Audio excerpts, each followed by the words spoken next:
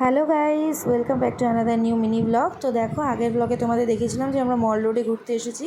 তো মল রোডে এসে আমি বেশি কিছু খাইনি, কিছু ফটো ভিডিও রিলস করেছি, তার সাথে মোমো আর একটু আইসক্রিমই খেয়েছি। আর এখানে দেখো আমি অর্পণকে জিজ্ঞাসা করছিলাম যে ঘুরতে এসে ওর কেমন লাগছিল।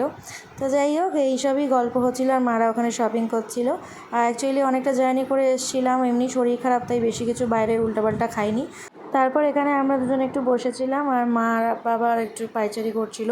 তো তারপরে দেখো, এখন আমরা রাত্রি হয়ে গেছে বলে বাড়িও চলে যাচ্ছি, কারণ এই জায়গাটা অলরেডি ফাঁকা ফাঁকা হয়ে গেছে। আর আমাদের হোটেল থেকেও বলেছিল যে তাড়াতাড়ি ডিনার দিয়ে দেবে, তো সেই কারণেই আমরা এখন বাড়ি যাচ্ছি। বাড়ি গিয়ে আজকে ডিনারে ছিল হচ্ছে ভাত, ডাল, এক রকমের ভাজা, পাঁপড় ভাজা, মাংস। তো এগুলোই ছিল, আর মায়ের জন্য একটা ডিম ভাজা নেওয়া হয়েছিল। আর রাতের বেলা আমার অনেক শরীর খারাপ হয়ে যায়, সেটা নিয়ে আমি নেক্সট ব্লগে বলবো। আর ব্রেকফাস্টে ছিল পরোটা আর ঘুগনি।